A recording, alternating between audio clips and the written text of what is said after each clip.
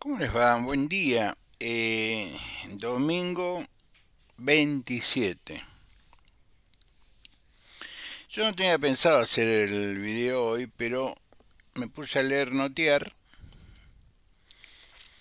y me llamó poderosamente la atención la opinión de los opinadores, a los cuales eufemísticamente llamamos periodistas. Voy a hacer una excepción, que es la de Daniel Vilota, que está en Notear, búsquenlo, hace una excelente descripción de lo que está sucediendo en la provincia de Buenos Aires en materia de política. Pero no es esa la razón por la cual un domingo los fatigo a todos ustedes con mis opiniones. Desde el viernes, que fue la última vez que nos conectamos, estuve viendo todo el fenómeno de la misa por la muerte de Jorge Bergoglio, lo que él generó. Y sobre esas cosas yo quería reflexionar, sobre la histórica, conmovedora y fantástica política vaticana. Se venía diciendo que Francisco hizo una larga lista de peticiones cuando estaba internado en el Gemelli, la primera internación, que fue muy seria. En realidad, Francisco muere después de un derrame cerebral por un paro cardíaco y había dejado expresas indicaciones de que no quería ser sometido a una sobrevida artificial. Murió como un buen jesuita.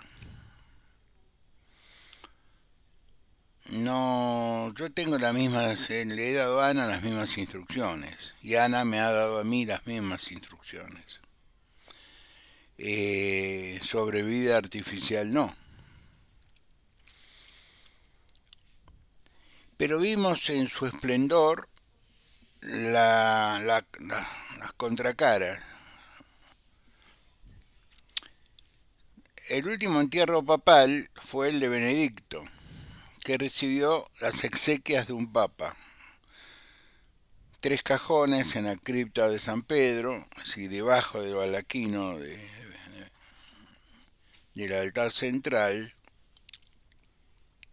que en sí mismo es una obra de arte, con pompas y circunstancias, como diría la abuela, como lo que era un papa tradicional, un teólogo, un conservador, que si nos ponemos a pensar su pasado era mucho más cuestionable que el supuesto pasado de Jorge Bergoglio. Yo les voy a contar porque soy testigo histórico de esa época, como muchos de ustedes, con la diferencia que yo tenía militancia política en esos años.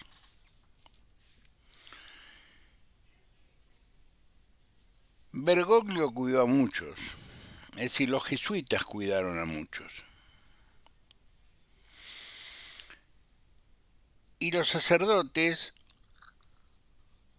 porque hay que ponerse en circunstancia histórica, en el contexto, nosotros en los 70 hasta los 80 se vivía bajo la teoría de la teología de la liberación, es decir, los sacerdotes que salían del canon, que salían del conservadurismo, que salían de ir a comer a la casa los domingos al mediodía a la casa del más rico de la parroquia y etcétera, etcétera. Eh, el que se escapaba de ese rito, de esa manera de ver la iglesia era para los ricos. Tanto es así que hay un estudio de la Universidad de Stanford que es interesantísimo, que es del año 2004-2005, el crecimiento exponencial de las iglesias evangélicas, las bautistas en Estados Unidos sobre todo, pero las evangélicas en general en América Latina, producto de la lejanía que tenía la Iglesia Católica Apostólica Romana respecto a sus fieles. Absoluta lejanía.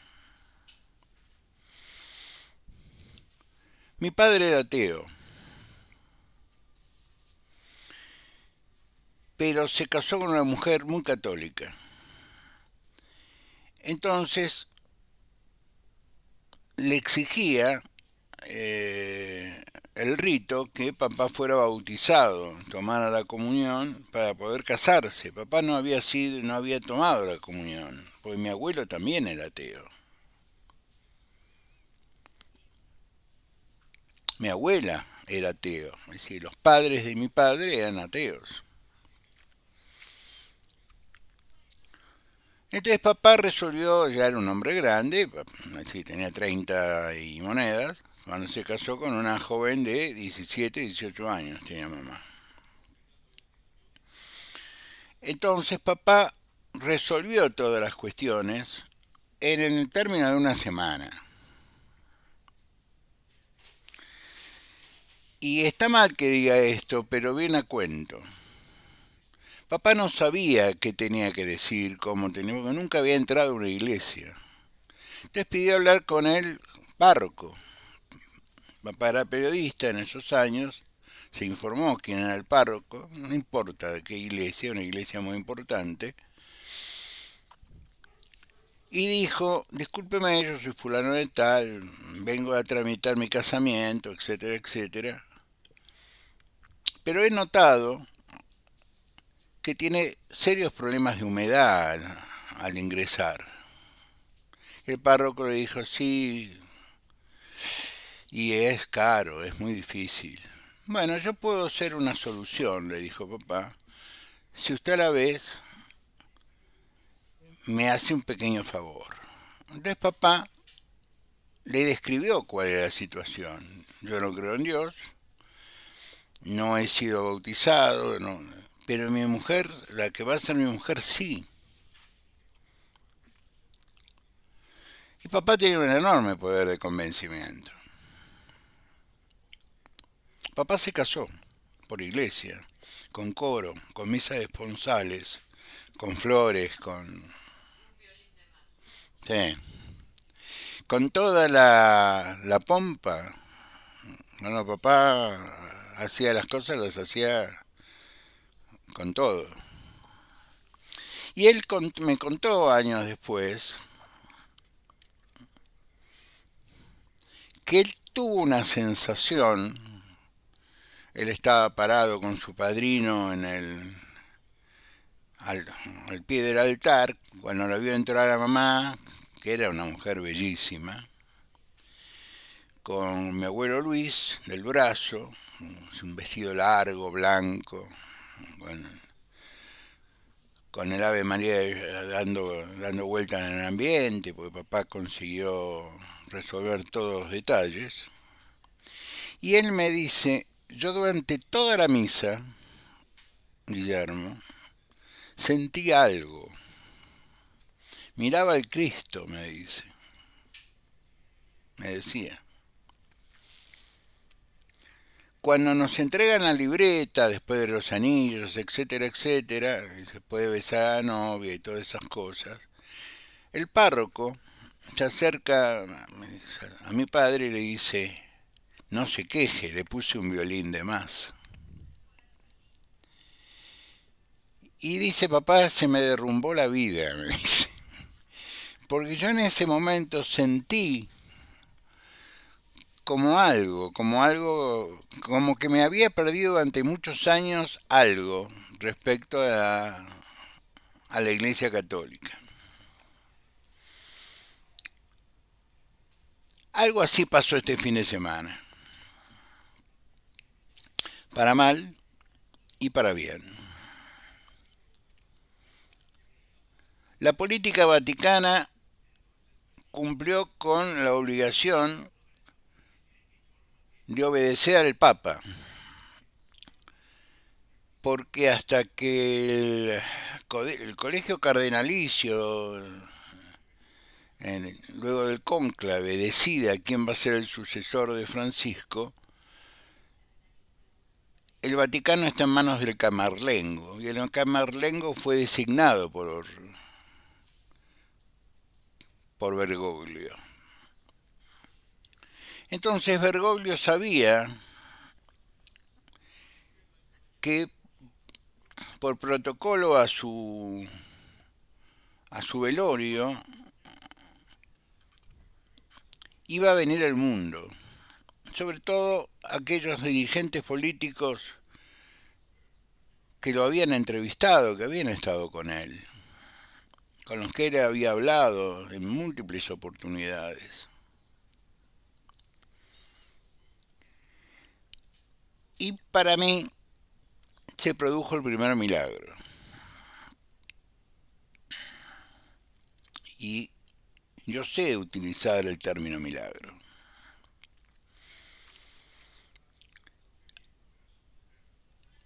Cerca de la puerta de Gabriel, así se llama esa puerta, se colocaron 2 sillas.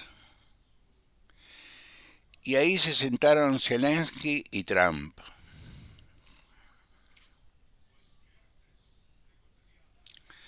Hablaron entre 15 y 20 minutos, en absoluta soledad a la vista del mundo.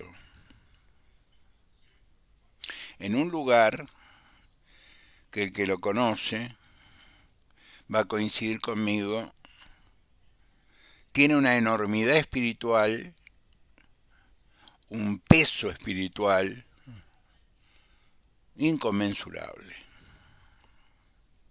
Si hay lugares que te pueden transformar, aunque sea por un instante, San Pedro es uno de ellos, sin duda, por lo que significa, por lo que hay en sus catacumbas, porque eso fue hecho en una época donde no había electricidad, y es perfecto.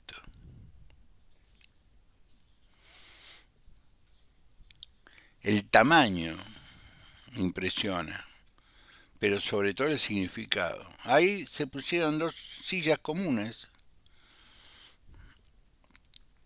y conversaron a menos de 1 metro de distancia 2 presidentes, cuyo último encuentro había sido muy desagradable, muy poco elegante, donde Zelensky fue prácticamente echado de la Casa Blanca.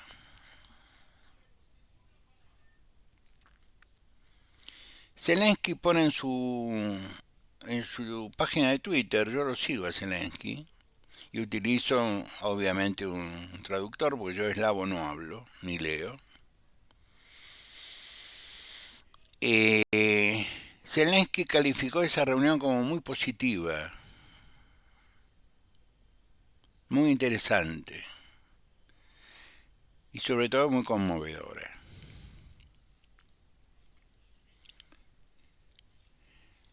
Hoy los diarios, bueno, ayer los diarios norteamericanos, algunos especulaban respecto a que la entrada que hace, mejor dicho, la salida que hace Trump cuando llega a la Piazza San Pedro, donde se hizo la misa,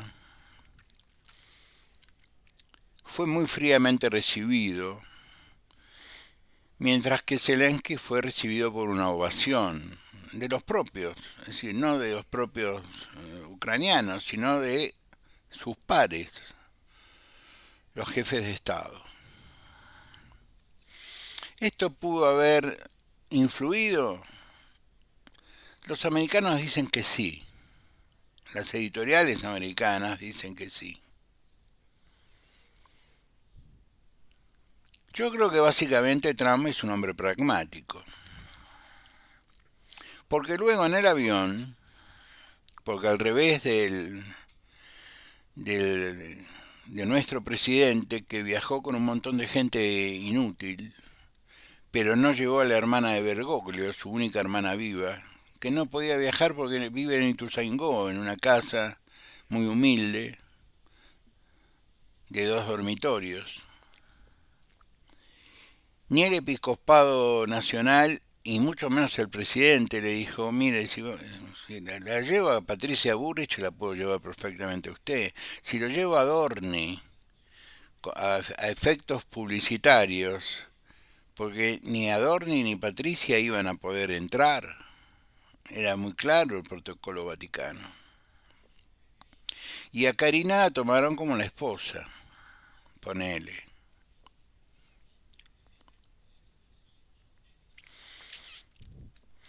Entonces allá se produjo ese milagro, la conversación entre Trump y Zelensky, a la cual Zelensky califica de muy positiva y que Trump va más allá, abre la puerta para conversar en el sector de la cola del Fuerza Aérea 1 con los periodistas que fueron invitados. Estados Unidos sí tiene esa costumbre, lleva a periodistas importantes, de cadenas importantes, siempre a los viajes, salvo que estos viajes no sean muy particulares. Y él salió sin corbata y le preguntaron inmediatamente sobre la charla con Zelensky y dijo, me dijo cosas que no sabía. Evidentemente Vladimir me toma de tonto y ya vamos a tomar decisiones apenas aterrice en Washington. Y fue más allá, dijo, si realmente de los dos el único que quiere la paz es Zelensky, porque si Putin quisiera la paz dejaría de bombardear ciudades y de matar gente. Toda una definición viniendo de Trump. Podríamos decir que es consecuencia del primer milagro de Jorge. Luego las reuniones que tuvieron en Castel Gandolfo, es decir, en los jardines vaticanos, que están exactamente detrás de la Sistina, por eso se llega detrás de la Sistina,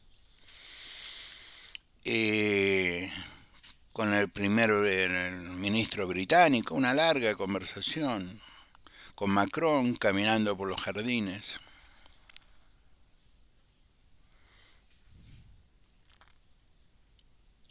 ¿Obra de quién? Obra de Bergoglio.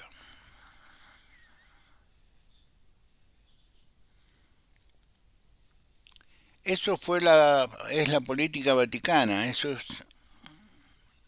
fue Bergoglio, un hombre que usó su muerte para lograr un objetivo político bueno. Y la verdad no me vengan con que no lo criticó a Maduro, no criticó a fulano. Por eso recomiendo el reportaje que le hizo Daniel Haddad, tipo que a mí no me cae para nada simpático, pero tengo que reconocer que el reportaje que le hizo fue muy bueno. Hace unos 2 años más o menos. Está en YouTube. Pongan Haddad, Bergoglio y van a ver ese largo reportaje. Hablaron de todo.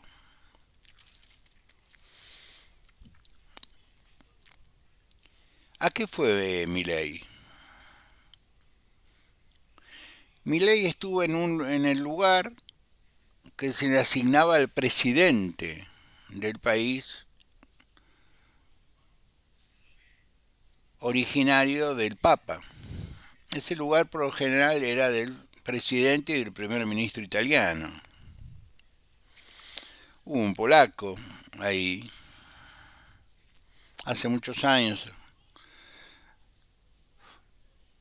fue el rey de Francia. Francia tuvo papas.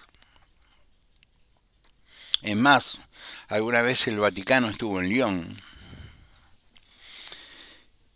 Pero ¿a qué fue Milei? Con una delegación inútil. a verlo a Trump, no lo pudo ver a Trump.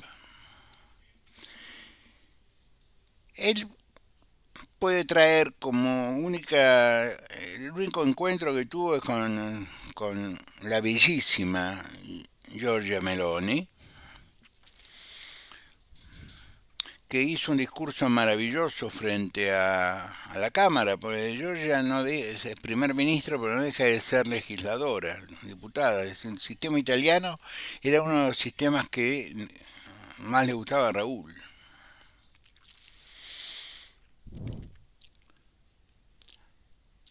Desde, yo diría, fines de los 40, fines de la Segunda Guerra Mundial, los primeros ministros italianos privilegian a Argentina porque tiene una diáspora enorme de italianos en Argentina. En aquella época los italianos que venían a hacer la América mandaban mucho dinero a Italia y tenían empresas importantes. Acá estaba la Fábrica Italiana de Automóviles Torino, en la provincia de Córdoba. Los cordobeses saben lo que significa Fiat en Córdoba. Acá estuvo Pirelli, vuelve a estar Pirelli. Estuvo Olivetti,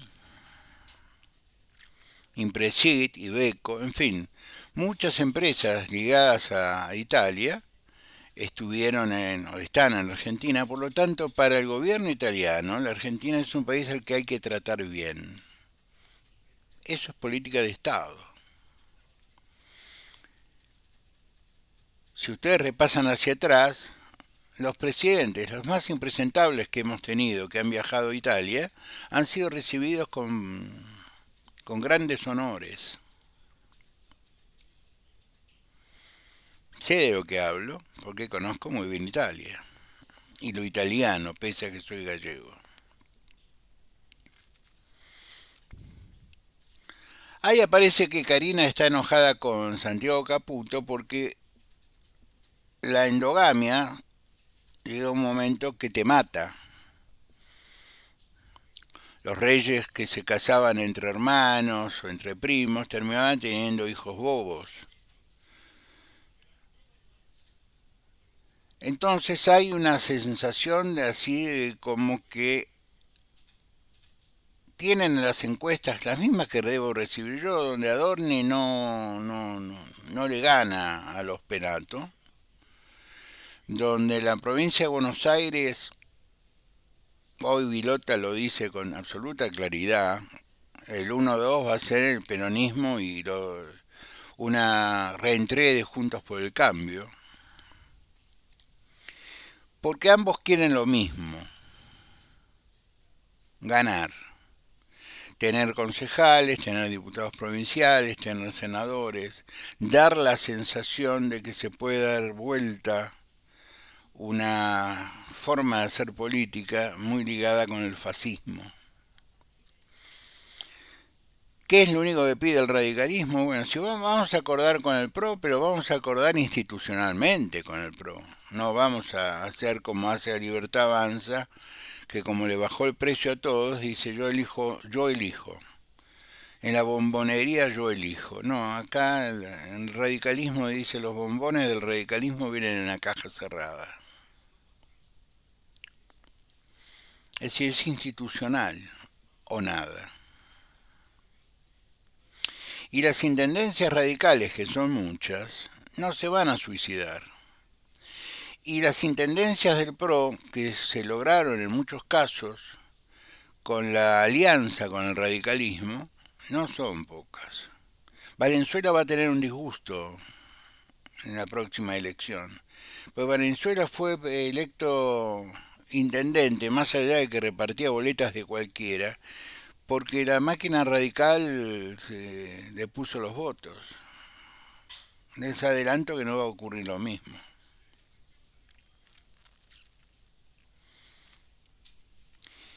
Pocos. Pero hoy está tan diseminada la elección, está tan atomizado todo, que un 6, 7, 8, 10% te define una elección.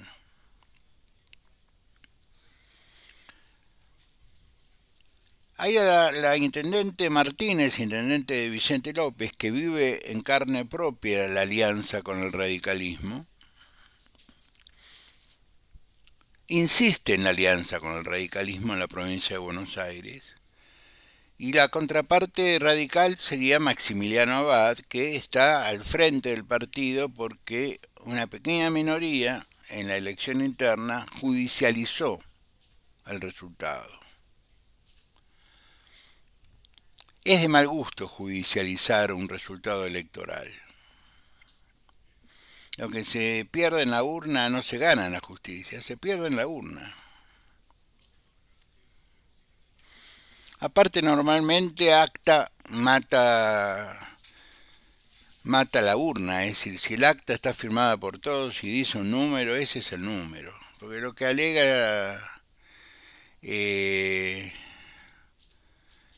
el candidato a presidente de la lista que perdió es que se burnearon algunas urnas. Pues eso es posible. Pero hay una vieja doctrina de la Cámara Nacional Electoral que dice, si tenés las actas, las urnas no me importan. Lo concreto es que Maximiliano Abad y la intendente Martínez quieren institucionalmente ir juntos. Y la señora Martínez es una de las personas de más confianza de Mauricio Macri. Y es, según lo que me dicen los amigos de la provincia de Buenos Aires, es aquella persona que fue delegada por Macri para resolver el conflicto que generaron Santilli, que tomó una prudente distancia, y Ritondo, que ya no sabe qué hacer para tratar de proteger su futura indagatoria. Ahora, con esto voy redondeando. Macri tiene un estilo bastante parecido al de Bergoglio. No se enoja públicamente con nadie.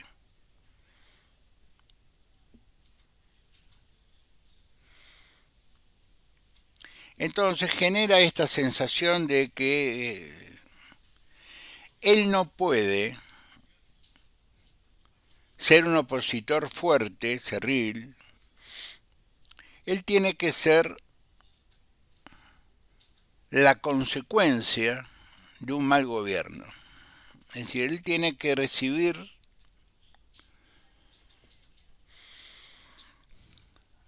la sensación por parte de la sociedad que votaría al centro, en el centro derecha, los liberales, porque a veces pensamos que el peronismo no juega y el peronismo juega, y el radicalismo también juega. Lo demostró en Santa Fe hace pocas semanas. Acá gobierna con amplitud. Gobernamos 5 provincias.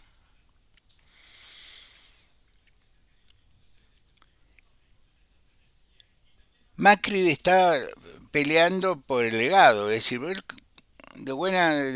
con buenas intenciones dijo hay que ayudar a este muchacho, etcétera, etcétera. Y el muchacho se creyó Dios, entonces cuando cruzó el Rubicón y entró a Roma, no le pusieron el esclavo y dijeron, vos no sos Dios, vos no sos Dios. Yo no voy a caer en comentar el papelón de Milei en Roma. Eso lo destacan los medios italianos, que casi ni lo nombran. Salvo con Meloni, por las razones que expliqué, no vio a nadie. No tenemos cancillería. Pero aparte él es una figura muy contradictoria porque dijo cosas muy feas del Papa y después fue a poner cara de circunstancia. El que se puso a llorar francamente fue Guillermo Franco porque eran amigotes.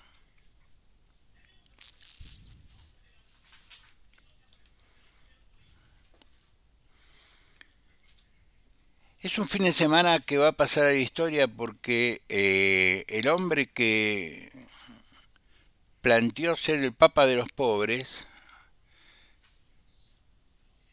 el rito de sus funerales y de su entierro fue, a los efectos de un príncipe, el de un pastor. En Santa María Maggiore, un lugar muy bonito, solamente con una cruz y la palabra Francisco. Lejos del Vaticano. A los efectos de los que conocen Roma, está lejos del Vaticano. Hasta el lugar de su sepultura es un símbolo.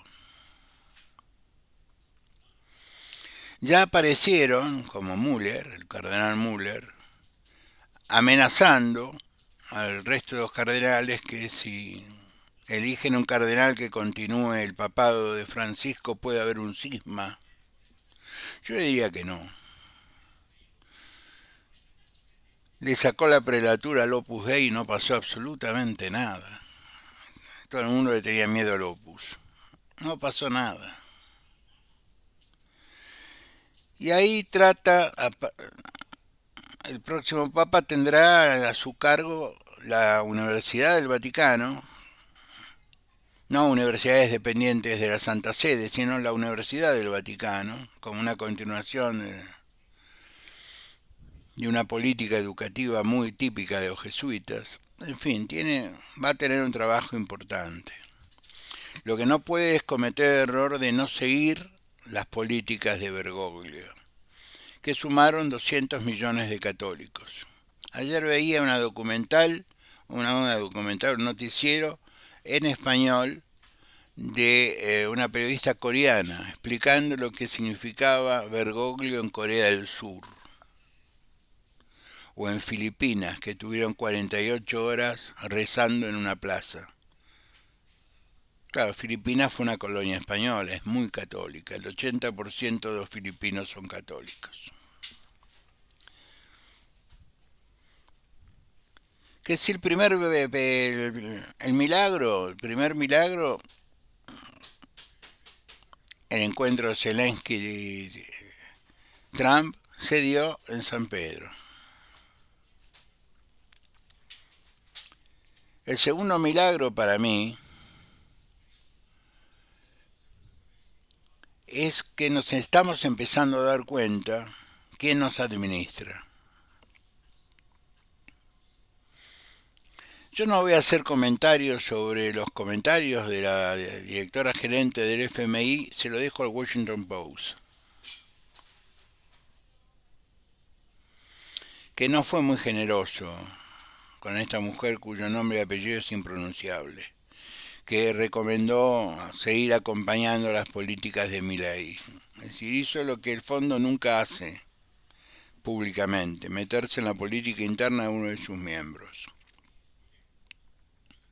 Puede asesorar, pero no puede promocionar. Pero el Washington Post lo explica. Yo calculo que si no lo desmiente debería renunciar, porque es sumamente grave. Les deseo un lindo domingo, en familia, pásenla bien, nos veremos el miércoles.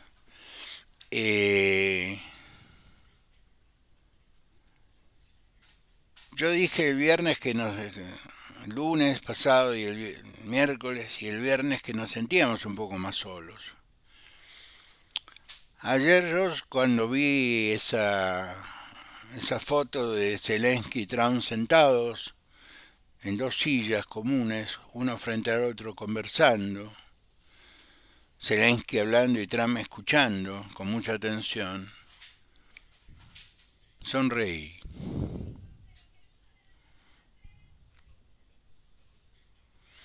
Como decía un sacerdote, Domingo Cullen, al cual yo quise mucho, Dios obra de maneras extrañas, me decía. Buen domingo, los quiero a todos. Gracias.